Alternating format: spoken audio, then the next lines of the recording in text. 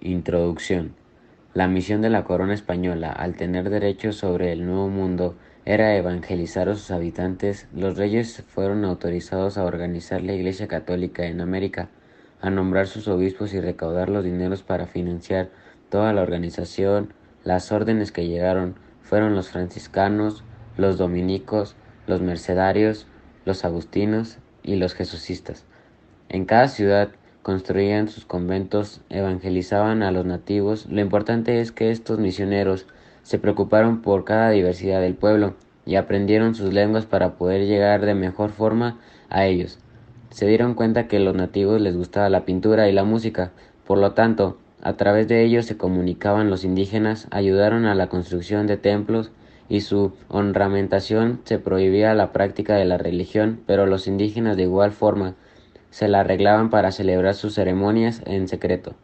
La Iglesia tenía una gran influencia en la sociedad y dictaba las normas de comportamiento y se encargaba de la educación de las escuelas primarias y de los jóvenes en colegios y universidades.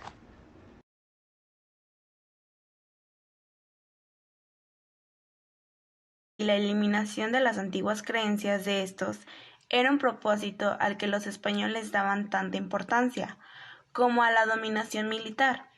Por eso se dice que, junto a las acciones guerreras, hubo en las colonias una conquista espiritual.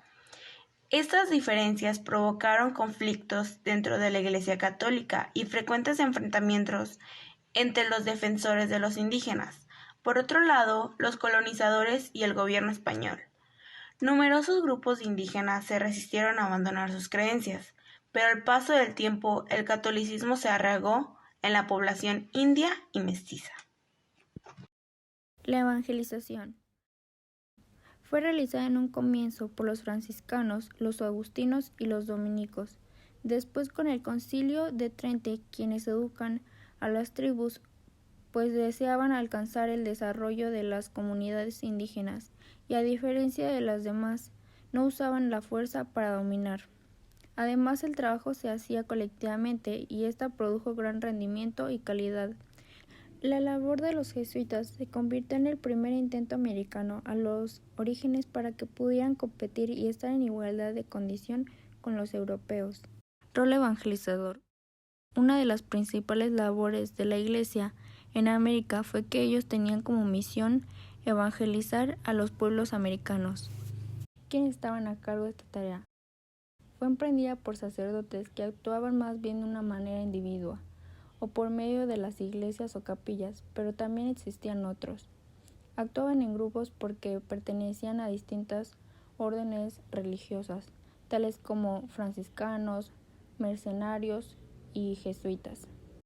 El Papa le permitió al rey organizar la iglesia, recaudar fondos para su manifestación. Un rol educador. Durante la colonia, la Iglesia tuvo un rol importante en la educación y la transmisión de la cultura. ¿Cómo se llevó a cabo el rol educador?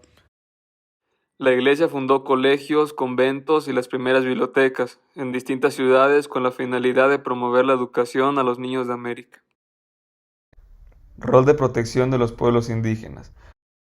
Para eso se crean las misiones, quienes debían proteger, evangelizar y educar a las comunidades indígenas donde ellos llegaban. ¿Cómo se lleva a cabo este rol de dar protección a los indígenas? Las misiones eran aquellos lugares donde se entregaba la protección a los indígenas. En ellas se les cristianizaba y aprendían diversas técnicas artesanas y agrícolas. Además, los indígenas recibían un sueldo por trabajar en El ellas. tema es la iglesia en la colonia. La jerarquía en la iglesia.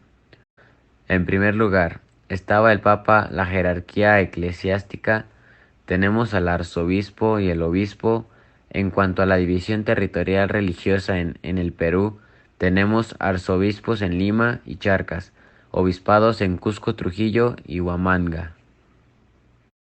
Los arzobispos más importantes fueron Jerónimo de Loaiza. Permaneció en la orden dominicana, siendo las bases de las organizaciones eclesiásticas americanas. Convocó a 2 concilios y meses en 1551 y 1567. Torobío de Mogrovejo. Consideró como verdadero reorganizador de la Iglesia. En su tiempo se hicieron 3 concilios, el más famoso e importante, fue el tercer concilio de Liense. También se logró en la creación del catecismo en español, quechua y aymara.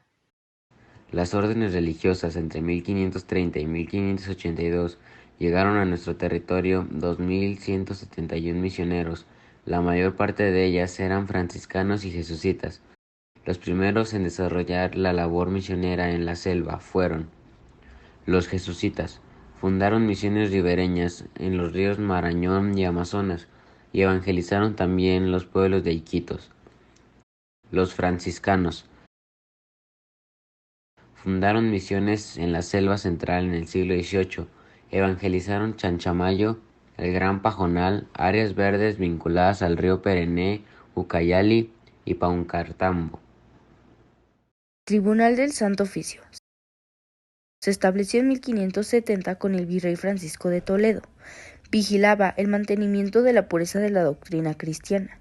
El judaísmo, la hechicería y la brujería también estuvieron en la mira del Santo Oficio.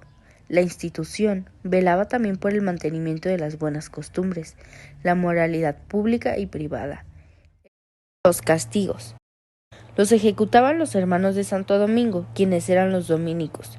Los castigos podían ser desde la flagelación hasta la hoguera. En toda la colonia fueron quemados hasta 40 personas entre los castigos.